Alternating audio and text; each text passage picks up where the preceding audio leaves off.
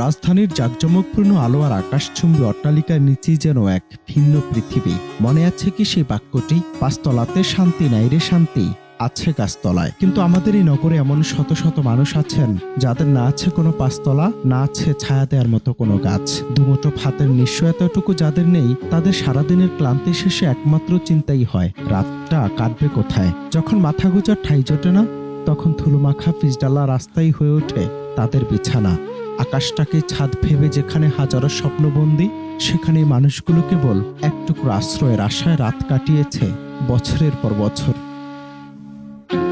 নেত্রকোনার জয়নাল মিয়া, একসময় হয়তো তারও একটি সংসার ছিল। আজ বয়স হয়েছে, সন্তান নেই, প্রিয়তমা স্ত্রীও পরপারে। জীবনের শেষ প্রান্তে এসে আপনজন বলতে এখন আর কেউ নেই, তার কোনো অভিযোগ নেই। কিন্তু তার চোখের কোণে জমে থাকা আকাশ সমান আক্ষেপ বলে দেয় কতটা একা হলে মানুষ রাস্তার কিনারায় ঠাঁই নেয়। সমাজ তাকে ভুলে গেছে, রাষ্ট্র হয়তো তাকে খুঁজে পায়নি। এই আশ্বে ঈদেও জয়নাল মিয়ার ঠিকানা বদলাবে না, রাস্তার ধুলেই হবে তার চিরচেনার সঙ্গী। বাপ মারা গেছে, এই গরিবের সংসারের মধ্যে তো লেখাপড়া করতে পারি না, লেখাপড়া করাতে পারে নাই, তার বাদে কিছু বুঝে উঠতে পারিনি। পরে আর কি ধরেন না, এই কাজ কাম করে সে আনটেন হইলাম, বিয়ার সাথে করলাম, করার পরে পরিবার মেয়ে একটা জন্ম দিল আল্লাহর মত। মন যেতে যা মানে কিছু টান নাই, বুঝলেন না। মেয়ে খোঁজ খবর নেবো কেন, মেয়ে বিয়ে দিয়েছে, মেয়ে তো গরিব। সন্ধ্যায় যে ইফতারি দিয়েছে, এক জায়গায় ইফতারি খাইলাম, সে দিদি আল্লাহ দিদি করাতে করবো। খারাপ লাগে তো মনে খারাপ তো লাগতেই পারে। যত দেশে থাকতাম, এই ফ্যামিলির মধ্যে অনেক কিছু আসছিল, মানে ভাই বিরাট, বাপ মা যেরকম চাচারা আসছিল, দাদারা আসছিল, এখন তো আর কেউ নেই, একলা তাই হয়তো দেয়ালো মনে পড়লে খারাপ লাগে।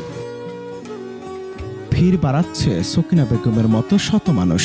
ভাগ্যের নির্মম পরিহাসে ঘর ছাড়তে হয়েছিল যাকে, আজও ফেরেননি আর। স্বামী সংসার পেতেছিলেন অন্য কোথাও, সকিনা হয়ে গিয়েছিলেন রাত্র। অভিমানে ঘর ছাড়া মানুষটি আজও মাথা উঁচু করে পথে পথে ঘুরে বেড়ান। চাইলে হয়তো কোনো সম্পর্কে জড়িয়ে নতুন করে বাঁচার পথ বেছে নিতে পারতেন, কিন্তু তার আত্মসম্মান বোধ তাকে সেদিকে যেতে দেয়নি। যে দাম্পত্যের বিচ্ছেদ তিনি দেখেছেন, তাতে আর আস্থা ছিল না। সে আগের বউ আছে এটা আমি জানি নাই, পরে আবার এরা বিয়া করছে আমারে না জানিয়া। এই কারণে আমি সাথে থেকে সইজাই বলছি যে আগের বউ থাকতে আমার শোনাই নাই, ভালো কথা, আমরা মিল্লা জিল্লা থাকতাম। এরপর আবার বিয়া করলো কি লেগে আইয়া বলছি। আমি বাবা ঢাকা আজকা 20 বছরের উপরে। এই মসজিদে কতক্ষণ বইয়া থাই, আবার ওই রবনা থানার মসজিদে গিয়া কতক্ষণ বইয়া থাই, ওই বেলি রোড গিয়া কতক্ষণ বইয়া থাই। পরিবারের কথা মনে করে লাভ হলো কি, বুনকের কথা মনে করলে হেরা ফোন টুন দেয়, মাঝে টাঝে ভাইয়েরা ফোন টুন দেয়, যে আজকে দুপুরেও ফোন দিছিল। মনে করে আনার লাভ কি, খারাপ তো লাগে, খারাপ লাগিয়ে লাভ হলো কি হয় না আর কি। মনে করে এদিন কোনো লাভ আছে?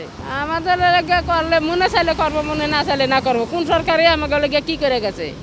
কোনো সরকারি তো কিছু করে নেই। কিন্তু বিথি আর হৃদয়ের গল্পটা একটু বেশি অবাক করার মতো। একসময় তাদেরও ছিল সাজানো সংসার, জমানো টাকা, আজ তারা পথের ভিখারি। হৃদয়ের উপার্জিত অর্থে ভাইয়ের ঘরে সুখের ছোঁয়া লেগেছিল, কিন্তু সেই অর্থ যখন ফুরিয়ে এলো, তখন জুটল শুধু লাঞ্ছনা আর নির্যাতন। স্বামীর উপর চলা সেই অত্যাচারের সাক্ষী হতে পারেননি বিথি। সব সুখের মায়া ত্যাগ করে স্বামীকে নিয়ে ঢাকায় চলে আসেন তারা। শহরের চাকচিক্য এদের কেড়ে নিয়েছে সবকিছু। আজ তাদের রাত কাটে সেই কোণে, যেখানে কেবল ঝরে পড়া শুকনো পাতাগুলো পড়ে থাকার কথা। অনেক খারাপ লাগে ভাই। আমি আমার বউরে কোনোদিন ভাই রাস্তাতে রাখিনি, আর এইসব কাপড় চোপড় ভাই কোনো সময় পরাইনি। আমার মন থেকে যা পছন্দ হয়েছে আমি এটি কিনে নিয়ে মানুষে মাসে মনে বছরে কাপড় চোপড় দেয় বউরে, আমি প্রতি মাসে 2-3 সেট করে কাপড় চোপড় আনি। আমার বউরে কোনোদিন কষ্ট দেয় নাই, কষ্ট লাগে ভাই। সন্তানের বই দিকে চাইলে অনেক কষ্ট লাগে, আমার কিছু কইতারি না ভাই। এমনি থাকি সন্তান নিলে ভাই বুকে লিয়া কতক্ষণ পরে বাবা লাচ্ছি কামু আনতারি না ভাই। সন্ধ্যাবেলা ইফতারির সময় খাইছিলাম, একজনে দিয়ে গেছিল একটা বিরিয়ানি প্যাকেট, খাইছিলাম। অনেক কষ্ট হয় ভাই, বাচ্চার লেগেও কষ্ট হয় ভাই। মশায় কামড়ায় বাচ্চারে, অনেক কষ্ট লাগে ভাই। আমার বাচ্চার লেগে বেশি কষ্ট ভাই। সামনে ঈদ, চারদিকে কেনাকাটার ধুম, নতুন জামার সুবাসে বাতাস ভারী। আমরা যখন রঙিন পোশাকে উৎসব সাজাবো, তখন এই মানুষগুলো হয়তো চেয়ে থাকবে কোনো দয়ালু হাতের দিকে। কেউ কি একটু খাবার দিবে? যদি মেলে তবেই উৎসব, আর না হলে পাথরের মতো খিদে নিয়ে কাটাতে হবে উৎসবের প্রতিটি প্রহর। উৎসব আসে, উৎসব যায়, বদলে যায় ক্যালেন্ডারের পাতা, কিন্তু এই মানুষগুলোর ভাগ্যের পরিবর্তন ঘটেনি কখনো।